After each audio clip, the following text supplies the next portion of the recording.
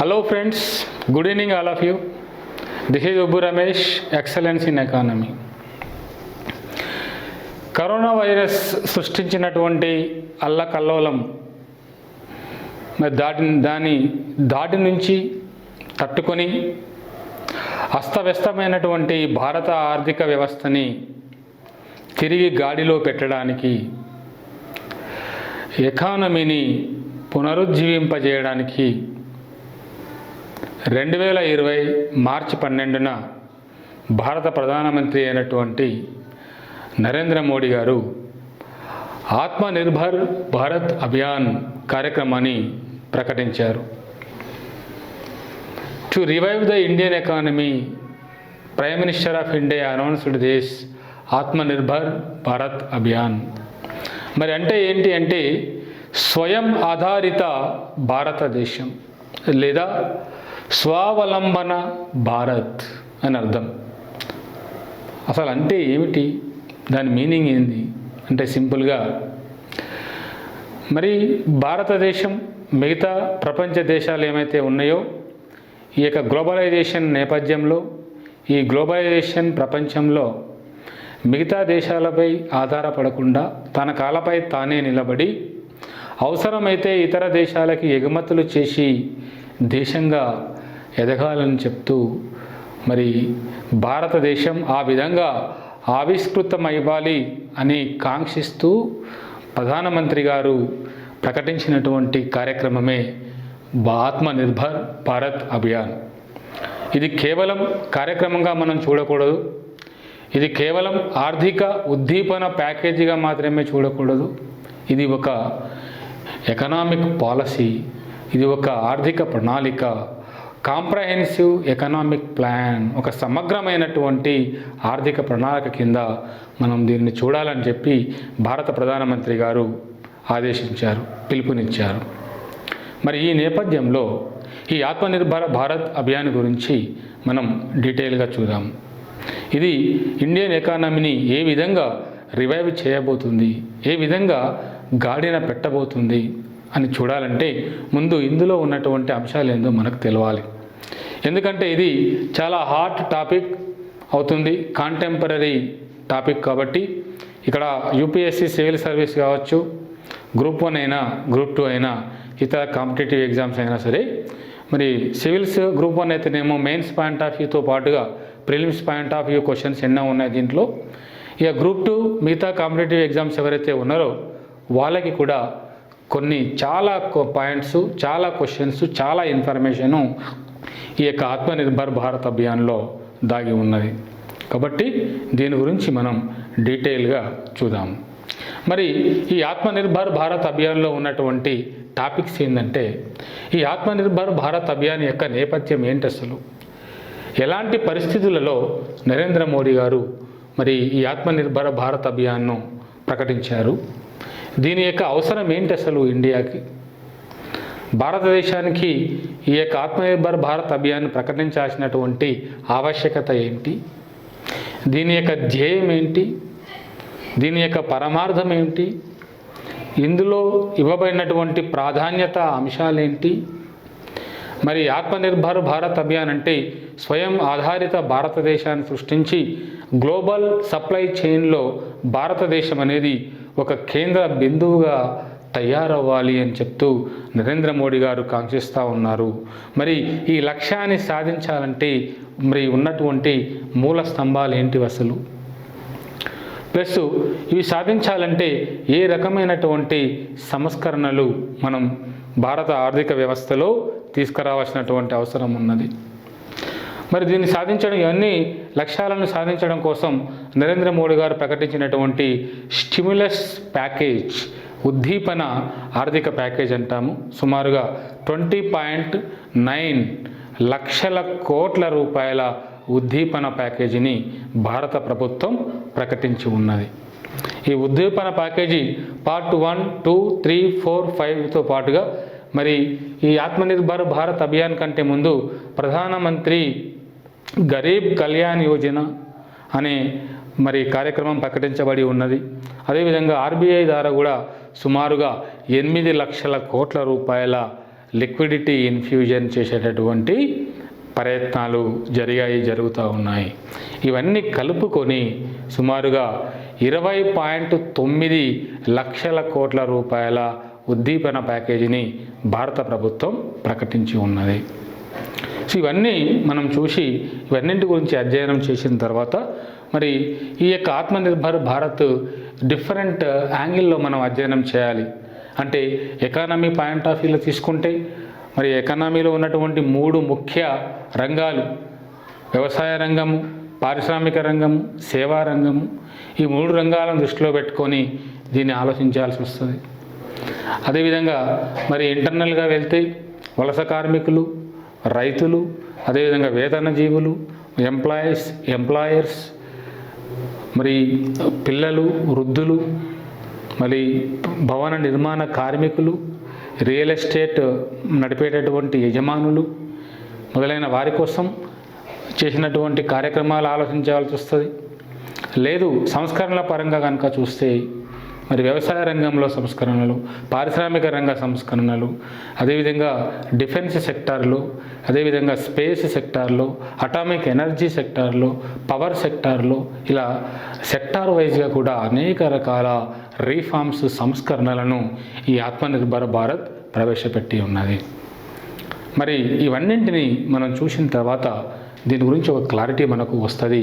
ఏ రకంగా క్వశ్చన్ వచ్చినా కూడా మనం దాన్ని అటెంప్ట్ చేసే విధంగా తయారవుతాం. రైట్, మనం 1 by 1 చూద్దాం. నేపథ్యం, ఆత్మనిర్భర్ భారత్ అభియాన్ యొక్క నేపథ్యం ఏంటి అని కనుక చూస్తే మరి లాక్డౌన్ 2020 మార్చి 24 నుంచి మొదలు పెడితే lockdown 1.0, lockdown 2.0, lockdown 3.0, lockdown 4.0, lockdown 5.0 అంటే మొత్తం 5 లాక్డౌన్లు మార్చి 24 నుంచి జూన్ 30 మధ్యలో ప్రకటించబడి ఉన్నాయి. మరి లాక్డౌన్ నేపథ్యంలో భారత ఆర్థిక వ్యవస్థలో అన్ని రకాల ఆర్థిక కార్యకలాపాలు ఎక్సెప్ట్ కన్జంప్షన్, వినియోగం తప్పితే మిగతా ఉత్పత్తి కార్యక్రమాలు కావచ్చు, లేకుంటే ఇలా అనేక రకాల కార్యకలాపాలన్నీ కూడా స్తంభింపబోయినాయి. అంటే ఎంటైర్ ఎకానమీ స్తంభింపజేయబడింది. ఉత్పత్తి కొత్తగా లేదు, ఉపాధి అవకాశాలు పోయినాయి, ట్రాన్స్పోర్టేషన్ స్తంభించబడింది. దీంతో పాటుగా ప్రజలు యొక్క జీవన విధానం కూడా అనేక రకాలుగా ప్రభావితమైంది. మరి ఈ నేపథ్యంలో మరి జవజీవాలు కోల్పోయినటువంటి ఆర్థిక వ్యవస్థకి తిరిగి పునరుత్తేజం కల్పించడం కోసం మరి ఈ యొక్క ఆత్మనిర్భర్ భారత్ అభియాన్ రావాల్సిన అవసరం ఉంది. దాని ఆవశ్యకత అసలు ఏంటి, what is the necessity of the Atmanirbhar Bharat Abhiyan అని కనుక చూస్తే దీనిని భారత ప్రధానమంత్రి అయినటువంటి నరేంద్ర మోడీ గారి మాటల్లోనే ఆయన ANBA అంటే ఆత్మనిర్భర్ భారత్ అభియాన్ యొక్క ఆవశ్యకతని చెప్తూ ఈ రకంగా ప్రకటించడం జరిగింది. ఆయన ఏమంటున్నారంటే ఆత్మనిర్భర్ భారత్ ఆవశ్యకత అంటే ప్రపంచం అనేది ఇప్పుడు 2 విధాలుగా మనం విభజించుకోవచ్చును. ఒకటి ఏంటంటే COVID-19 కంటే ముందున్న రోజులు, COVID-19 తర్వాత రోజులు అని చెప్పొచ్చు.